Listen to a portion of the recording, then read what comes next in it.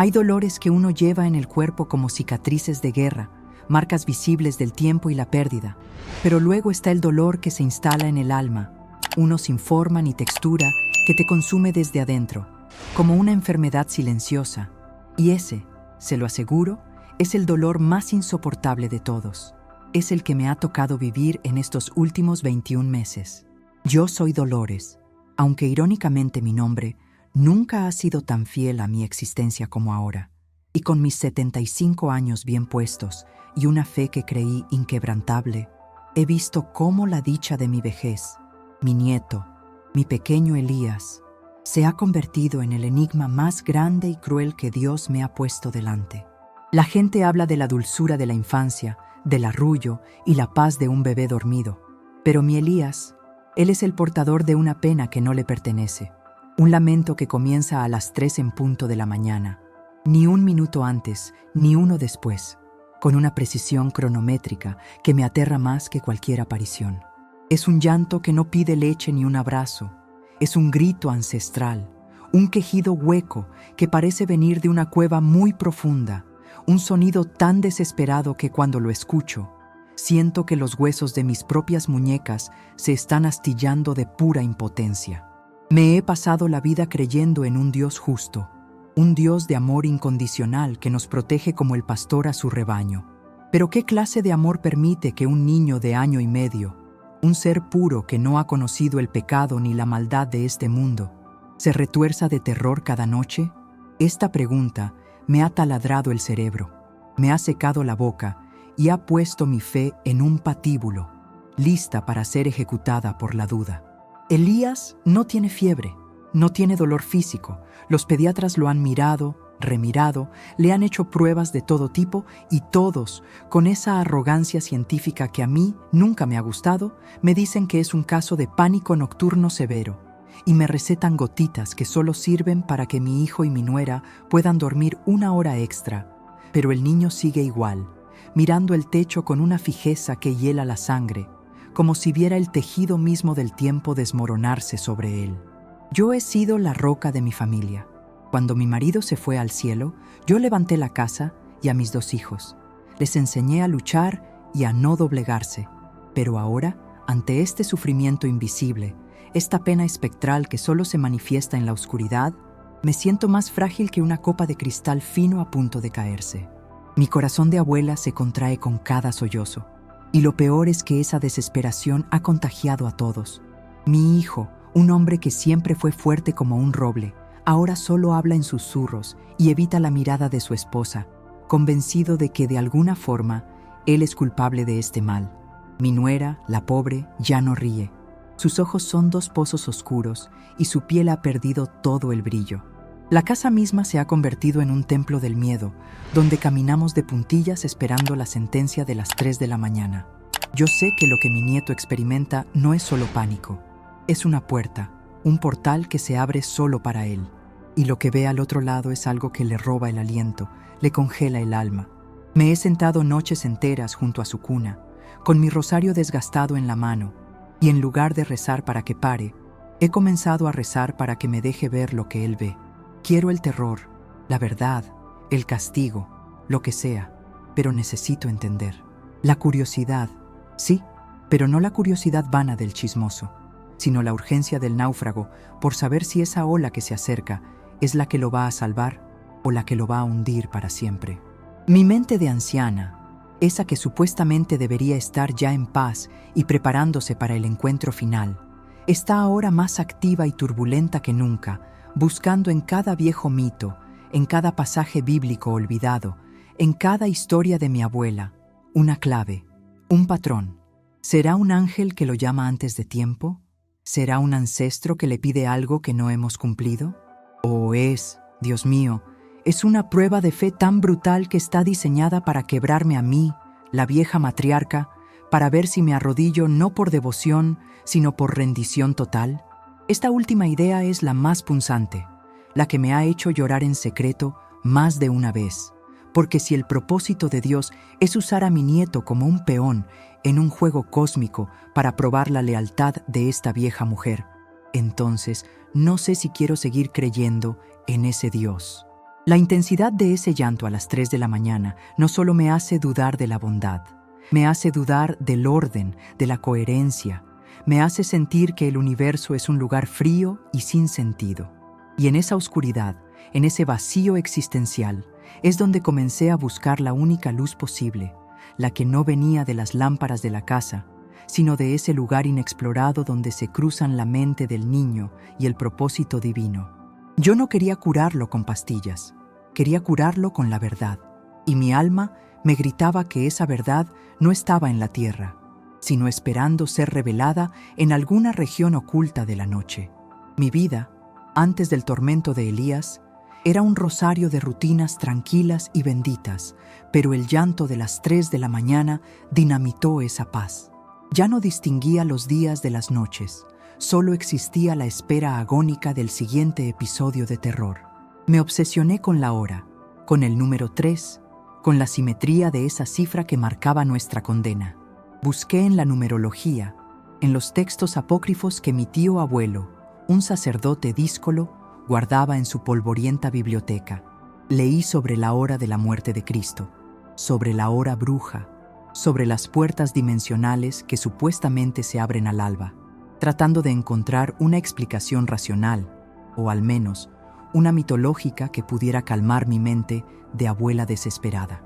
Mi hijo y mi nuera, agotados hasta el punto del delirio, comenzaron a pelear. No por el niño, sino por el miedo que se había enraizado entre ellos como una planta parásita. Él la acusaba de no tener suficiente fe, de haber traído quizás una mala energía con alguno de sus antiguos trabajos, y ella le devolvía el golpe señalando la melancolía hereditaria de su lado de la familia. Y yo, Dolores, la que siempre unía, ahora solo podía presenciar cómo la familia se deshilachaba a causa de un lamento que duraba apenas 20 minutos, pero que dejaba 20 horas de escombros emocionales. Comencé a tener mis propios rituales.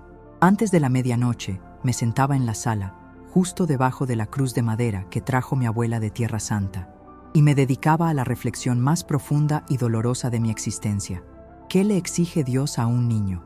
Es fácil entender los designios para un adulto: sufrimiento como purificación, pobreza como lección de humildad, enfermedad como un recordatorio de nuestra fragilidad. Pero, ¿qué propósito podía haber en el terror puro de un bebé? Esta duda me corroía y me llevaba a mirar los recuerdos, a hacer una revisión exhaustiva de mi propia vida y la de mi estirpe. Recordé a mi madre, una mujer de fe recia que nunca se quejó ni siquiera cuando la tuberculosis se llevó a su hermana menor. Recordé a mi padre, un hombre honesto que trabajó la tierra con las manos hasta el último día. ¿Había algo en el pasado de nuestra sangre que nos condenara? Un flashback me golpeó una tarde mientras pelaba papas. La historia de mi bisabuelo, el arriero, que en un invierno cruel abandonó a un compañero herido en la montaña para salvar su propio pellejo y su mercancía.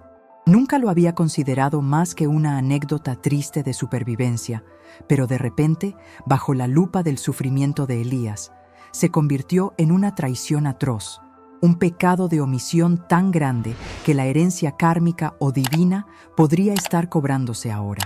La idea me hizo temblar y corrí al cementerio, a la tumba de mi bisabuelo, a rogarle perdón en nombre de toda la familia, a implorarle que liberara a mi nieto de esa carga invisible. Sentí una ráfaga de viento helado y me pareció escuchar un susurro, pero la angustia de mi mente anciana era tan grande que no podía distinguir entre la realidad y la alucinación. Volví a casa sin consuelo, con más dudas que respuestas, pero con una convicción clara. La solución no venía de los vivos ni de los muertos enterrados, venía de lo alto. La tensión mental creció en mí hasta hacerse física. Mis manos, siempre firmes, temblaban al servir el té. Ya no dormía, sino que cabeceaba, siempre alerta, como un animal acorralado.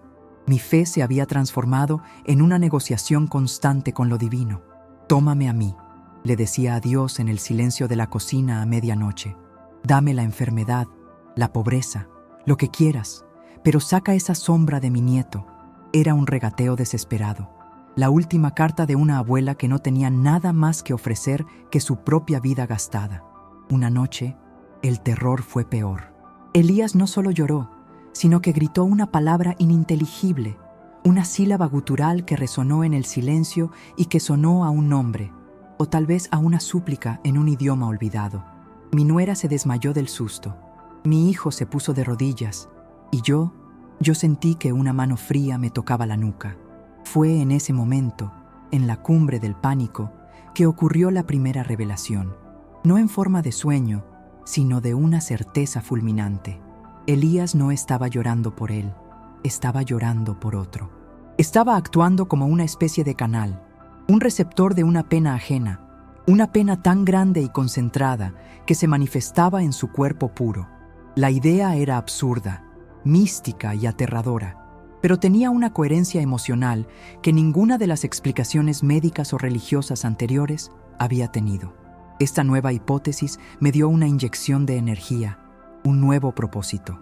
Ya no buscaba la cura, buscaba la fuente del dolor. ¿Quién estaba sufriendo tanto? ¿Quién era la persona o la entidad cuya agonía se filtraba a nuestra casa justo a las 3 de la mañana? La anticipación se mezcló con el miedo. Me convertí en una detective espiritual, observando a mis vecinos, a la gente que pasaba por la calle, buscando una señal de la tristeza que pudiera ser la gemela de la de mi nieto. Pensé en la viuda del barrio, en el chico que perdió a su familia en un accidente de coche, en todos los que llevaban un dolor visible. Pero nada encajaba con esa frecuencia, con ese horario exacto. La revelación seguía siendo incompleta, un destello en la oscuridad que me había dejado más ciega que antes. Sin embargo, en medio de este caos mental, hubo una pausa, un momento de quietud. Una mañana, después de una de las peores noches de llanto, me quedé dormida en el sillón de la sala, con la cabeza apoyada en el regazo de mi hijo. Y en ese breve sopor, no tuve un sueño, sino una visión rápida. Un campo de trigo dorado bajo un sol muy brillante y una silueta que se alejaba sin mirar atrás. Era un trigger visual, un impacto tan fugaz como real. Sabía que ese campo y esa silueta eran parte de la respuesta, un fragmento del puzzle que Elías, con sus gritos nocturnos, estaba tratando desesperadamente de ensamblar para mí. El misterio se había vuelto íntimo, personal, y yo sabía que estaba a solo un paso de la verdad que nos liberaría a todos. La visión del campo de trigo, tan efímera como un parpadeo, clavó en mi pecho una certeza perturbadora. El sufrimiento de Elías estaba geográficamente ligado a algo, a un lugar específico y a una acción de abandono simbolizada por esa figura que se marchaba de espaldas a la luz. Era el inicio de un camino narrativo que mi mente de anciana, cansada de buscar respuestas en los libros sagrados y la medicina, abrazó con la desesperación del converso. Me volví silenciosa, absorbida, como si el mundo exterior no existiera. Mis hijos pensaban que el insomnio me estaba volviendo senil, que estaba tejiendo fantasías para soportar la realidad, pero yo sabía que estaba al borde de un descubrimiento. La tensión era palpable. Yo ya no rezaba solo por mi nieto, rezaba por la persona que, de alguna manera, estaba proyectando su dolor sobre él. Esta empatía forzada, esta obligación de cargar con la pena ajena a través del cuerpo de mi nieto, fue lo que me mantuvo cuerda. Comencé a indagar. El campo de trigo no era una imagen común en nuestra ciudad costera. Tenía que ser un lugar real, vinculado a la historia de mi familia o quizás a la de la madre de Elías. Me senté con mi nuera, una tarde en que ella estaba particularmente vulnerable, y le pregunté sobre su infancia, sobre los lugares que amaba, sobre los secretos de sus parientes. Ella, con la voz apagada, me habló de su abuelo, un agricultor que tuvo que vender su granja de trigo en el interior del país, a cientos de kilómetros, a causa de una deuda de juego que lo arruinó. Me contó cómo su madre, de niña, había visto la venta de la tierra desde la colina, cómo su abuelo había abandonado el campo y a su familia un día de cosecha para nunca volver, y cómo ese trauma de abandono se había transmitido de generación en generación como una mancha invisible. Ahí estaba, el campo de trigo, el abandono, la figura que se alejaba. El trigger visual de mi visión encajaba perfectamente con la historia de un trauma familiar no resuelto que, por alguna razón, se había manifestado en la generación más nueva y más pura, en mi pequeño Elías. La revelación fue impactante, pero trajo consigo una profunda duda interna.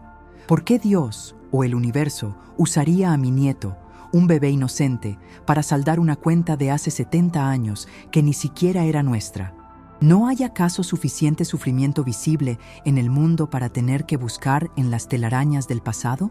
La coherencia narrativa de los hechos era impecable, pero la coherencia moral de ese designio era devastadora. Sentí una oleada de rabia, una pequeña explosión emocional, dirigida no a mi nuera ni a su abuelo muerto, sino a la propia estructura del destino. «Es injusto», susurré, golpeando suavemente la mesa. Mi nuera me miró extrañada, pero no dije nada más. Tenía que guardar esa información, madurarla, porque sentí que si la compartía, la revelación se disiparía como el humo. El ritmo narrativo se aceleró en mi cabeza. Yo ya no era solo la abuela Dolores, era la guardiana de un secreto y la encargada de cerrar un ciclo. La noche de ese día, volví a sentarme junto a Elías. A las 3 en punto, el llanto comenzó, pero esta vez fue diferente. Era el mismo sonido desgarrador, pero mi percepción había cambiado. Ahora, al escucharlo, yo no oía terror, oía una petición de auxilio, una súplica de perdón. Sostuve la mano diminuta de mi nieto y cerré los ojos, enfocando mi mente en la imagen del campo de trigo. De pronto, me vi a mí misma, no a Elías, caminando por ese campo. El sol era abrasador, el aire olía a tierra seca y a promesas rotas. Vi a la silueta de mi nuera, de niña, llorando en la colina, y sentí su dolor de abandono, un dolor que se había petrificado con el tiempo. Entonces, en un giro narrativo dentro de mi propia mente, comprendí lo que tenía que hacer. No era una cuestión de exorcismo o de sanación, sino de reconocimiento. La vulnerabilidad humana de esa niña abandonada en el pasado estaba buscando un canal para ser validada, y había encontrado al más sensible de todos, a mi nieto, para forzar a la familia a mirar hacia atrás. Mi internalización de la duda me llevó a una conclusión. El propósito de Dios, en este caso, no era castigar, sino obligarnos a la compasión intergeneracional. Era una lección de madurez. Tienes que sanar lo que no rompiste. Esa noche, en lugar de rezarle a la divinidad, le hablé directamente al dolor en el cuerpo de mi nieto. Te veo, susurré, veo tu pena. Tu abuelo te amó, te perdono por él, ya no tienes que llorar. Elías dejó de llorar. No gradualmente, no con un gemido final, sino de golpe, como si alguien hubiera apagado un interruptor. Su cuerpecito se relajó, sus ojos se cerraron y cayó en el sueño más profundo y pacífico que le había visto tener en meses. El silencio que siguió no fue el vacío aterrador de antes, sino un silencio pleno, cargado de una paz casi tangible. La tensión había cedido, la pausa había llegado, pero yo sabía que la historia no había terminado. Elías había callado, pero la revelación aún no era completa. Había calmado el síntoma, pero me faltaba la curación definitiva. El silencio de aquella noche fue más ruidoso que cualquier llanto. Era la ausencia de la agonía que nos había definido. Una interrupción tan radical del ciclo de sufrimiento que me hizo dudar de mi propia cordura. Me quedé inmóvil, sosteniendo el diminuto pecho de Elías para asegurarme de que seguía respirando, y el ritmo suave y uniforme de su aliento me pareció la melodía más hermosa jamás compuesta. Mi hijo y mi nuera, que dormían aterrorizados en su habitación contigua, no se dieron cuenta inmediatamente de la tregua. Yo fui la única testigo de ese milagro íntimo, la que había cruzado el umbral del miedo para encontrarse con la verdad. Sin embargo, mi alivio fue breve, pues entendí que la tregua era condicional. Había reconocido el dolor del pasado, pero no lo había erradicado. La revelación que tuve junto a su cuna, esa comprensión de la pena intergeneracional, me había dado el poder de apaciguar el malestar, pero la deuda espiritual aún flotaba sobre nosotros como una nube tóxica. Sentí una nueva oleada de anticipación, ahora mezclada con la urgencia de la acción. No podía permitir que la paz de Elías dependiera de mi vigilia constante. Tenía que buscar la redención, el cierre definitivo. Al día siguiente, con la luz del sol que nos encontró a todos por primera vez durmiendo más allá del amanecer, la atmósfera en casa cambió drásticamente. Mi nuera me miró con una expresión de asombro y gratitud silenciosa que me rompió el corazón. Mi hijo me abrazó con una fuerza que no recordaba y me dijo que yo era la única que siempre había creído que no era un problema médico. Pero yo no podía aceptar sus alabanzas. Sabía que solo había ganado una batalla, no la guerra. El ritmo narrativo de mi vida, que se había acelerado con el miedo, ahora tomó un tempo de determinación. Le dije a mi hijo que necesitábamos viajar. Él, confundido pero obediente, me preguntó a dónde, y yo le expliqué la visión del campo de trigo y la historia del abuelo de su esposa. Le hablé de la silueta, del abandono, del dolor que buscaba ser reconocido 70 años después. Mi nuera, al escuchar la coherencia de mi relato, rompió a llorar, pero esta vez no eran lágrimas de angustia, sino de reconocimiento. Me dijo: «Abuela, siempre he sentido una tristeza que no es mía. Cuando miro las fotos de mi abuelo, siento un vacío aquí dentro». Me señaló el pecho, justo donde yo había sentido el nudo de la pena. En ese momento, entendí que Elías no era el único canal. Todos lo éramos, pero él, por su inocencia, era el más puro y el más vulnerable. Mi plan era simple y profundamente simbólico. Teníamos que ir al campo de trigo, encontrar la colina donde la niña fue abandonada y realizar un acto de perdón, una ofrenda de paz. Mi hijo era escéptico. Su lógica se rebelaba contra la mística de mi fe, pero la paz de su hijo era un argumento más poderoso que cualquier escepticismo. Empacamos lo necesario y emprendimos un viaje de 2 días hacia el interior del país, hacia esa tierra de la que mi nuera solo tenía recuerdos de infancia. Durante el viaje, mientras veíamos cómo el paisaje urbano se transformaba en campos infinitos, yo me sumergí en una reflexión madura sobre el propósito de la vida. ¿No se trata acaso de desenredar los nudos que otros dejaron atados? ¿No es el amor la única fuerza que puede trascender el tiempo y enmendar los errores de nuestros antepasados? La vulnerabilidad humana se revelaba ante mí como un hilo continuo, conectando al bisabuelo arriero, a la niña abandonada, a mi nieto sufriente y a mí, la abuela que debía ser el puente entre el pasado y el presente. Había una tensión psicológica constante. ¿Y si me equivocaba? ¿Y si todo era una fantasía de mi mente fatigada? ¿Y si al llegar allí, Elías volvía a llorar y nos condenaba a todos a la desesperación de saber que habíamos fallado en nuestro último intento? Esos impactful phrases de duda me asaltaban, pero las acallaba mirando el rostro tranquilo de Elías, que por primera vez dormía pacíficamente en el asiento trasero del coche. Su sueño era mi único motor, mi única prueba. Al llegar al pueblo, el aire era diferente, más puro, más denso. Mi nuera reconoció inmediatamente los contornos de las montañas y nos guió a la antigua granja. El campo, ahora baldío y un poco descuidado, era exactamente como lo había visto en mi breve visión. Buscamos la colina. Era un montículo rocoso con un solo roble viejo en la cima.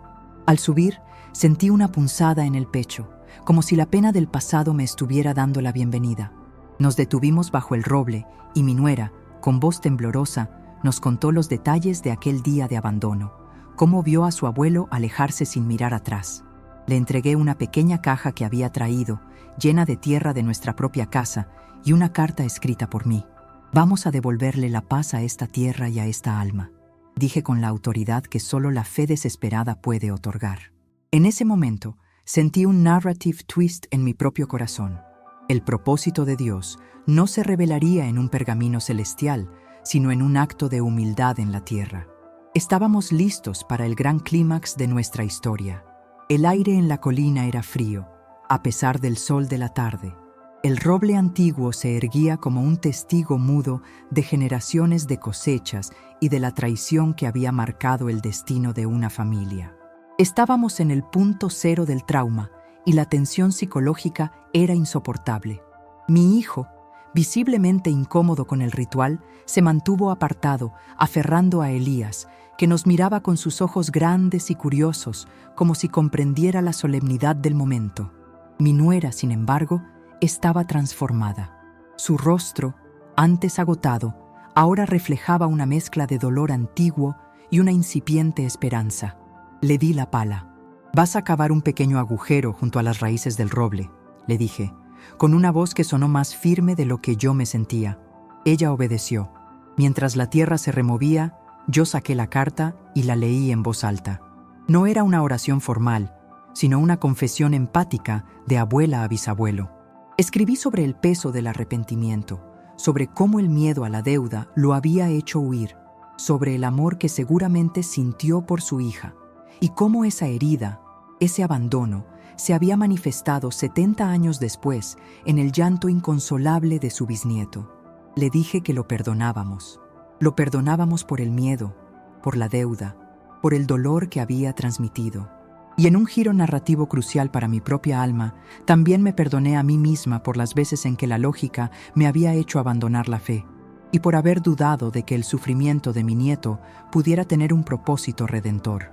Al terminar de leer, mis ojos estaban llenos de lágrimas, y por primera vez en mi larga vida no eran lágrimas de tristeza, sino de liberación. La vulnerabilidad humana de mi nuera se desbordó.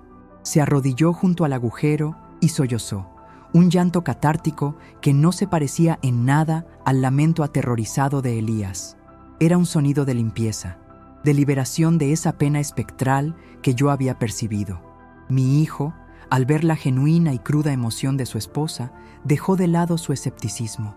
Se acercó a ella y por primera vez en meses vi cómo la abrazaba sin reserva, compartiendo no el miedo, sino la liberación.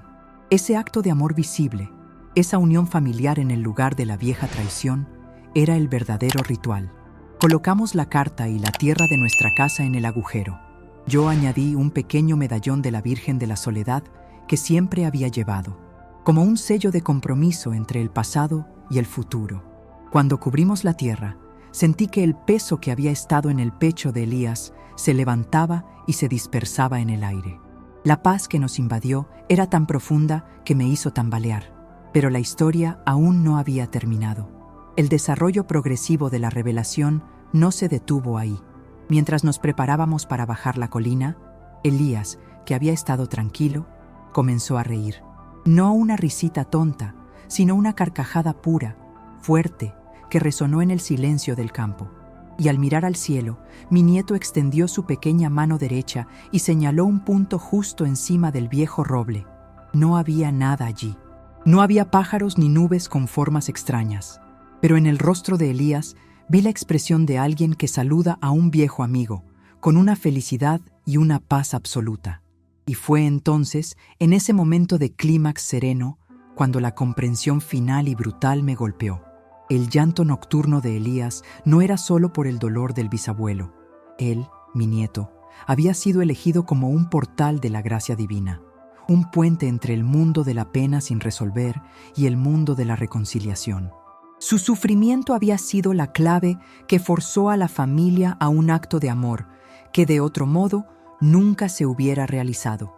El propósito de Dios no era la crueldad, sino la urgencia emocional del amor intergeneracional. Elías no había estado temiendo a un demonio, sino a la soledad de un alma que no podía encontrar el descanso hasta que su abandono fuera reconocido. El gatillo mental que ahora me activaba era la gratitud, una gratitud que me hizo sentir pequeña y humilde. Mi duda se había disuelto, y en su lugar había una fe nueva, más madura, que entendía que Dios no siempre actúa en el presente, sino que nos usa como instrumentos para sanar las heridas del pasado. Volvimos al coche. La tensión se había ido, reemplazada por una quietud que invitaba a la reflexión profunda. Elías durmió todo el camino de vuelta a casa, no solo dormido, sino descansado. Pero yo sabía que la revelación final, el aprendizaje profundo que sellaría esta odisea, vendría cuando estuviéramos de nuevo en la familiar oscuridad de nuestra casa, confirmando que la paz del campo de trigo era duradera. Estaba lista para el último acto de esta historia. Volvimos a casa bajo el manto de una noche estrellada y silenciosa, una oscuridad que por primera vez en 21 meses se sentía protectora, no amenazante. Habíamos recorrido cientos de kilómetros, física y espiritualmente, y ahora el hogar ya no era un templo de miedo, sino un santuario de paz recién conquistada. Acostamos a Elías en su cuna y yo me senté en mi silla de mimbre, mi viejo puesto de vigía, esperando. La anticipación no era por el terror, sino por la confirmación, la prueba final de que nuestro viaje al campo de trigo no había sido solo un consuelo temporal. El reloj de la sala, con su tic-tac monótono, parecía ralentizarse, volviendo el tiempo elástico. Mi hijo y mi nuera, agotados pero con los ojos llenos de una esperanza cautelosa, se quedaron en el pasillo, observando conmigo. Cuando el minutero se acercó a la temida hora, las 3 de la mañana, sentí que mi corazón se detenía. 3 y menos 5, 3 y menos 2, 3 en punto. El silencio, un silencio total, absoluto, denso y hermoso. No hubo gemidos, no hubo gritos guturales, no hubo taquicardia. Elías respiraba profunda y serenamente, con una pequeña sonrisa en sus labios que antes solo conocían el pánico. Y en ese silencio, la revelación final me golpeó con la fuerza de una epifanía. Comprendí el propósito de Dios en su totalidad, un aprendizaje profundo que trascendía la simple curación de mi nieto. Entendí que la fe que había llevado toda mi vida era una fe de conveniencia, una fe que creía en un Dios que castigaba y premiaba según las reglas humanas. Pero lo que habíamos vivido era diferente. Elías había sido el punto de inflexión no para pagar una deuda, sino para enseñarnos a nosotros, a los vivos, que el amor es el único agente redentor.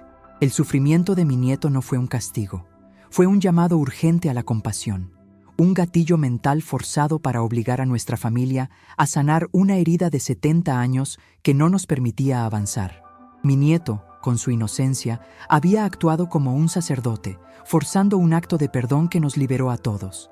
Al bisabuelo de su culpa, a la niña de su abandono, a mi nuera de su tristeza inexplicable y a mí de mi duda existencial.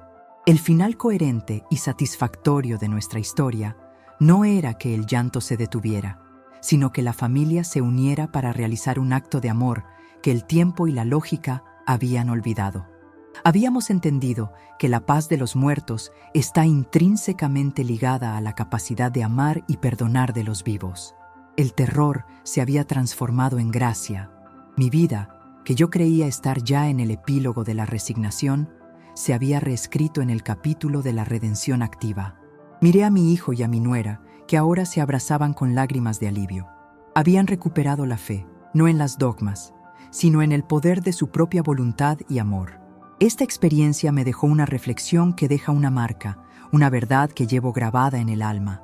La oración más poderosa no es la que pide a Dios que cambie el mundo o el destino, sino la que nos da la fuerza para ser nosotros los agentes de ese cambio, para ir y sanar las penas que se nos presentan, vengan de donde vengan. No hay dolor sin propósito, ni sufrimiento sin un eco que busca ser respondido por el amor. Mi nieto dejó de llorar porque ya no estaba solo cargando la pena ajena. La habíamos compartido y la habíamos enterrado con un acto de amor y reconocimiento. Ya no soy solo Dolores. Soy la abuela que aprendió que la mayor manifestación del propósito de Dios no es un milagro que cae del cielo, sino la acción humana guiada por la compasión. La vida de un niño es un lienzo en blanco. No permitas que las sombras de tu pasado sean los colores con los que pinte su futuro.